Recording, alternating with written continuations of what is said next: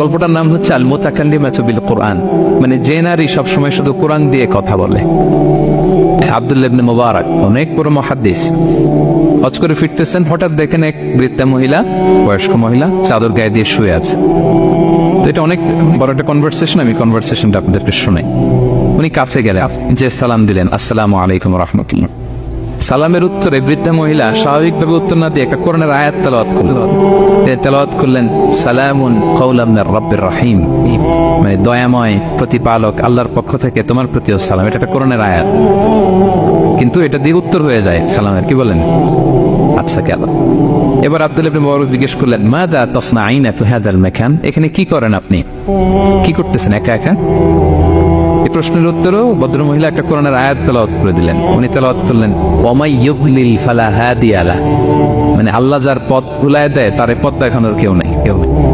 মানে বুঝাইতে চাইলেন আমি পথ হারাই ফেলছি। কি বুঝাইতে চাইলেন? পথ হারাই ফেলছি, মানে উনি এমন ভাবে কোরআনের আয়াত চুজ করে যাতে উত্তর হয়ে যায়।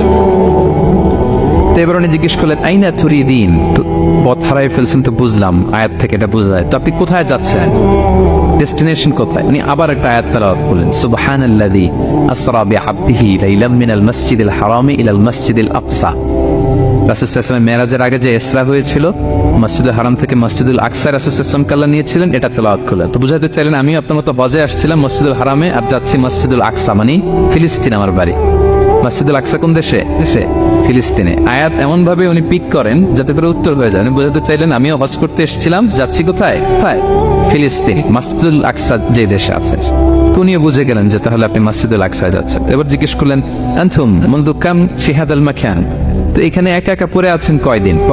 আবার কোরআনের আয়াত সালাসা লায়ালিন সাবিয়া, টানা 3 দিন 3 রাত এখানে আছে, এটা কোরআনের আয়াত। আবার জিজ্ঞেস করলেন উনি মা আরা মাআকি তাআমান তাকুলিন, তো একা যে পড়ে আছেন আবার 3 দিন, তো আপনি খাচ্ছেন কি, বেঁচে আছেন কিভাবে? ভদ্রমহিলা আবার একটা আয়াত তেলাওয়াত করলেন। তিনি পড়লেন হুয়া ইউতঈমুনি ওয়া ইউসকিন, ইব্রাহিম আলাইহিস সালামের কথা, যে ওই আল্লাহ তাআলাই আমারে খাওয়ায়, আল্লাহই আমাকে পান করে, আল্লাহ তাআলা ব্যবস্থা করেছেন আবার। এইবার উনি অবাক হচ্ছেন, আমি এত বড় মুহাদ্দিস আব্দুল্লাহ ইবনে মুবারক ইমাম বুখারীর উস্তাদ, আমি স্বাভাবিকভাবে কথা বলি আর যাই প্রশ্ন করি একটা আয়াত তেলাওয়াত করে দেয় আর ওটা দিয়ে উত্তর হয়ে যায়। কি মহিলার সন্ধান পেলাম? তো উনি বলতেছে ফাবি আইয়ি শাইইন তাতাওয়াদ্দাইন, 3 দিন যে এখানে আছেন মরুভূমির বালুর মধ্যে ওযু করেন কিভাবে? উনি আবার একটা আয়াত তেলাওয়াত করলেন ফাইন লাম তাজিদু মাআন ফাতায়াম্মামু সাঈদান তাইয়্যিবা, আল্লাহ আয়াতে বলেছেন যদি তোমরা পানি না পাও পবিত্র মাটি দিয়ে তায়াম্মুম করে নিও। তো বুঝাতে চাইলেন পানি নাই তো দিয়ে দিছে, বালু তো সবাই তায়াম্মুম করে নাও। সরি, আল্লাহু আকবার। এবার উনি বললেন ইন্না মাইয়া তাআমান আলা তাকুলিন, আমার ব্যাগে তো কিছু খাবার আছে, আপনি কিছু খাবেন? আবার কোরআনের আয়াত সুম্মা আতিম্মুস সিয়ামা ইলাল লাইল, আল্লাহ এক আয়াতে বলেছেন তোমরা রোজা ফজর থেকে শুরু করে সন্ধ্যা পর্যন্ত পূর্ণ করো। তো বুঝালেন আমি রোজা রাখছি। কি বুঝালেন? রোজা রেখেছি। এবার উনি একটু মাসালা খাটাইতে চাইলেন, ভাবলেন যে বুড়ি তুমি আমার সাথে শুধু কোরআন দিয়ে উত্তর দিচ্ছ, দাঁড়াও তোমাকে আমি আটকাইতেছি। উনি মাসালা খাটাইলেন যে ফাকুলতু লাহা লাইসা হাদা শাহরু রমাদান, তো রোজা রাখছেন মানে এটা তো রমজান মাস না, হজ করে ফিরতেছি আমরা জিলহজ মাসের শেষের দিক, কিসের রোজা? ওই মহিলা আবার একটা আয়াত তেলাওয়াত করলেন যে ওমান তাতাওয়া খায়রান ফাইনাল্লাহা শাকিরুন আলিম, আমি রমজানের ফরজ রোজা তো রাখিনি, এখন আমি নফল রোজা রেখেছি। আয়াতের অর্থ হচ্ছে তোমরা নফল যা করো এগুলো প্রতিদান আল্লাহ তোমাদের বুঝিয়ে দেবে। রমজান না ঠিক আছে জিলহজ, কিন্তু আমি কি রোজা রেখেছি? নফল রোজা। এইবার উনি ধরছেন মাসালা, এবার বলতেছে উবি হালান আল ইফতার ফিস সাফার, সফরে তো রোজা ভাঙা যায়, রোজা তো ভাঙা যায়, খান একটু। এবার উনি কোরআন থেকে আবার তেলাওয়াত করলেন ওয়া আনতা সুমু খায়রুল লাকুম ইন কুনতুম তা'লামুন, আল্লাহ যে আয়াতে বলেছেন যে সফরের রোজা ভাঙা জায়েজ আছে, ওই আয়াতের শেষে আবার আল্লাহ বলেছেন যদি রাখো সব বেশি পাও, বেশি পাও। কেউ অসুস্থ হলে রোজা ভাঙবে, সফরের রোজা ভাঙবে, এই আয়াতের শেষে হচ্ছে ওয়া আনতা সুমু খায়রুল লাকুম ইন কুনতুম তা'লামুন, তবে রোজা যদি রাখো এটা ভালো যদি তোমরা বুঝতে। এবার উনি আর যাবে কোথায়? দিশেহারা হয়ে এবার জিজ্ঞেসই করে ফেলছে লিমাদা লা তুকাল্লিমিনি মিসলা মা উকাল্লিমুকি, আচ্ছা মা এবার বলেন আমি আপনার সাথে যেভাবে কথা বলি আপনি এইভাবে কথা বলেন না কেন? কিছু জিজ্ঞেস করলে কোরআনের আয়াত বলেন না কেন? আমি কথা বলতেছি আপনি আমার সাথে এভাবে কথা বলেন, কিছু জিজ্ঞেস করলে কোরআনের আয়াত কেন? এটার উত্তর উনি আর একটা কোরআনের আয়াত। উনি পড়লেন মা ইয়ালফিযু মিন কাউলিন ইল্লা লাদাইহি রাকিবুন আতীদ। আল্লাহ বলেছেন তোমরা মুখ দিয়ে যাই বের করো এটা লিখে রাখার জন্য দুই কাঁধে রাকিব আতীদ আছে, তুলে রাখে। তার মানে আমি যে তোমার সাথে কথা বলতেছি প্রত্যেকটাই তো রেকর্ডেড হয়, রেজিস্টার্ড হয়। সো এমন কিছু বলি যেটাতে সওয়াব হয়, যেটাতে ভুল না হয়। আল্লাহু আকবার, সুবহানাল্লাহ। কি নারী ছিল, কেমন নারী তিনি ছিলেন, এই পুরো ঘটনাটা শুনবেন? হ্যাঁ, শেষ করবো ঘটনাটা। আচ্ছা, উনি অবাক হলেন যে কি মহিলা, এরকম মহিয়সী গরিয়সী নারীও পৃথিবীতে আছে। তো উনি বললেন ঠিক আছে মা, আপনি যেহেতু পথ হারাই ফেলছেন আমার ওটটাকে আমি নিয়ে আসি।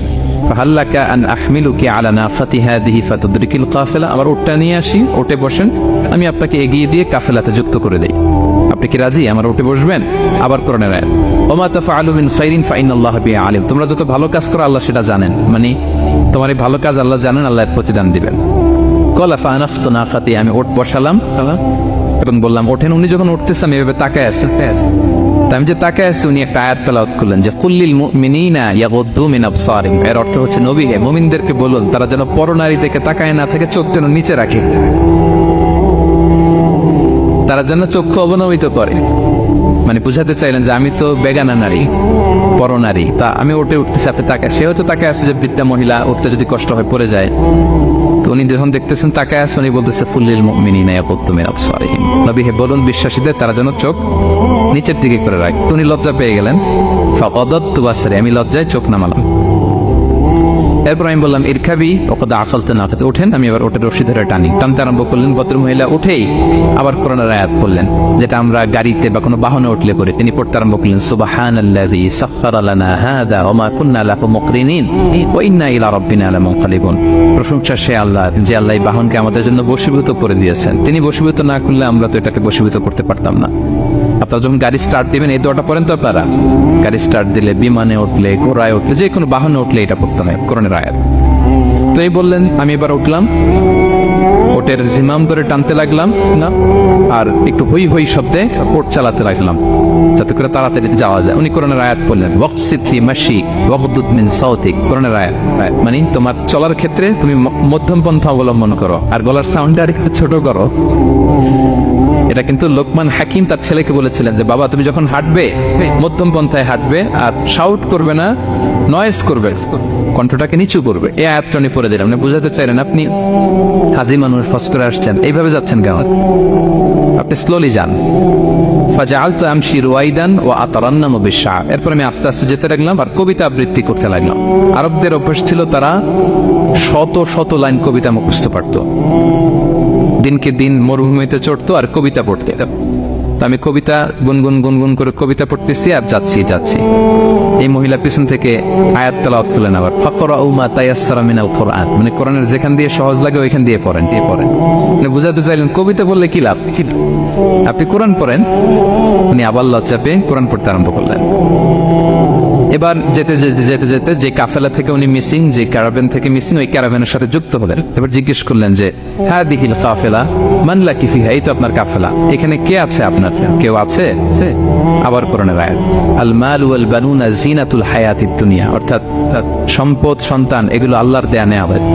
এটা দিয়ে বুঝাতে চাইলেন হ্যাঁ আমার কিছু সন্তানাদি আছে। উনি বুঝতে পারলেন ফাআলিমতু আন্নাল্লাহা আওলাদান ফিহা, আমি বুঝলাম যে ওনার সন্তান সন্ততি এখানে আছে। এবার একটা চান্স পেয়ে গেছে আব্দুল্লাহ ইবনে মুবারক। কি পেয়ে গেছে? উনি মনে মনে ভাবলেন ওনার ছেলেদের নাম কি, এটা জিজ্ঞেস করি, তাইলে তার উত্তর দিতে পারবে না। সুন্দর না প্রশ্নটা?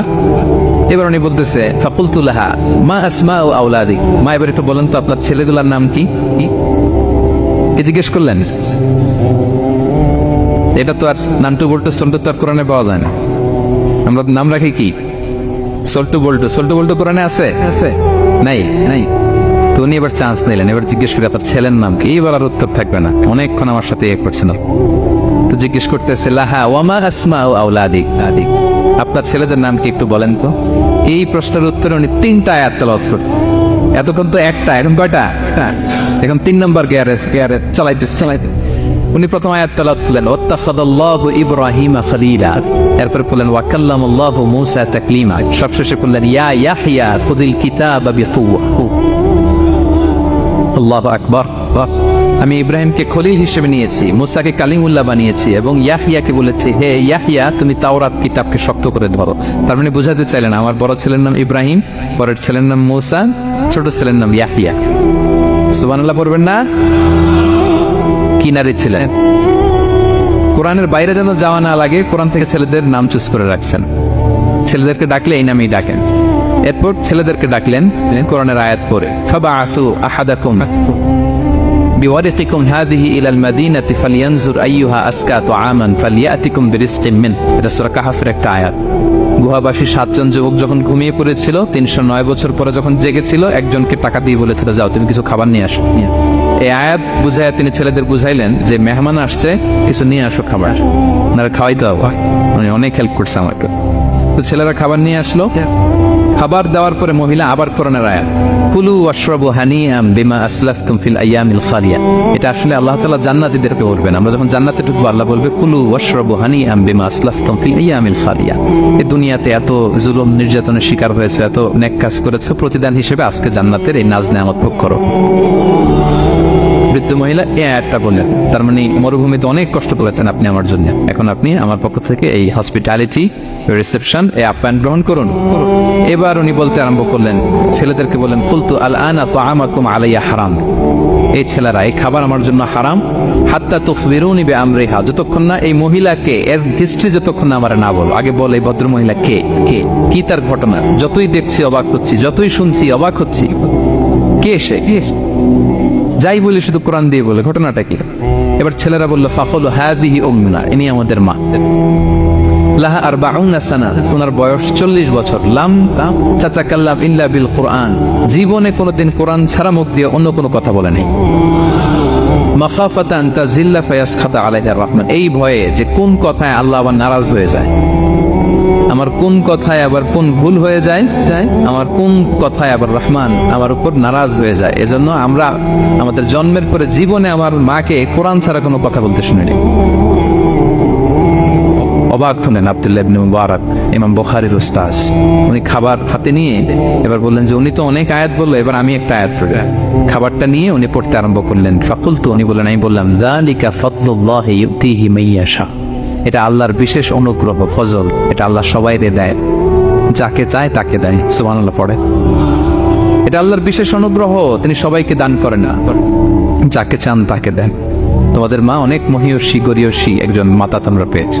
আল্লাহ তাআলা বলছেন, ইন্না নাহনু নাযালনা যিকরা ওয়া ইন্না লাহু লাহাফিযুন, নিশ্চয় আমি এই জিকিরকে মানে কোরআনকে নাজিল করেছি, আমি এই কোরআনকে সংরক্ষণ করব। তাহলে কোরআনের একটা নাম পেলাম আল কিতাব, একটা নাম পেলাম আল ফুরকান, একটা নাম পেলাম কি জিকির। এরকম অনেকগুলো নাম কোরআনের আছে। শুনেছি শুধু আমি সূরাতুল হাশরের 21 নম্বর আয়াত তেলাওয়াত করেছি। এখানে আল্লাহ তাআলা ইরশাদ করছেন যে এই কোরআনকে যদি আমি পাহাড়ের উপর নাজিল করতাম, লাউ আনসালনা হাযাল কুরআনা আলা জাবালিন লারাআইতাহু খাশিআম মুতাসাদ্দিআম মিন খাশিয়াতিল্লাহ।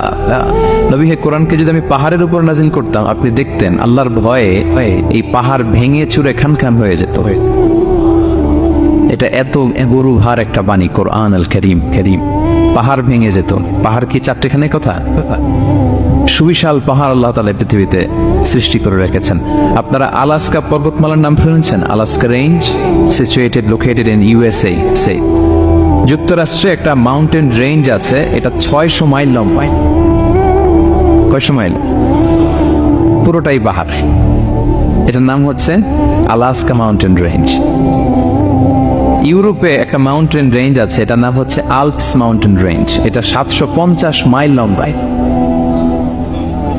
নেপালে একটা পাহাড় আছে, এটার নাম মাউন্ট এভারেস্ট। এটা 8829 মিটার উঁচু। আল্লাহ বলেন এই বিশাল বিশাল পাহাড়।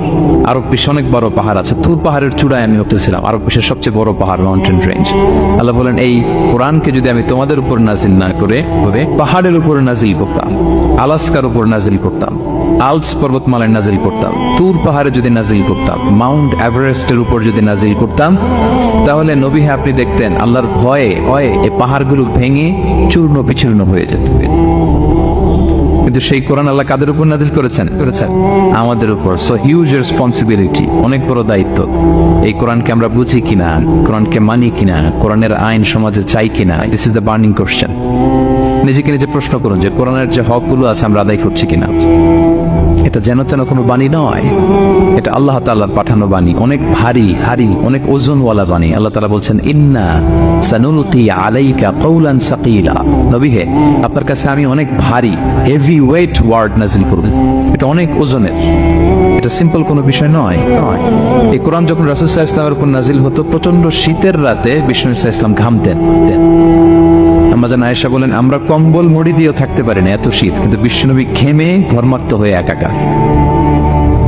ওটের উপর বসে থাকা অবস্থায় যখন কোরআন নাজিল হতো, ওটগুলো মরুভূমির মধ্যে বসে পড়তো ডিরেক্টলি।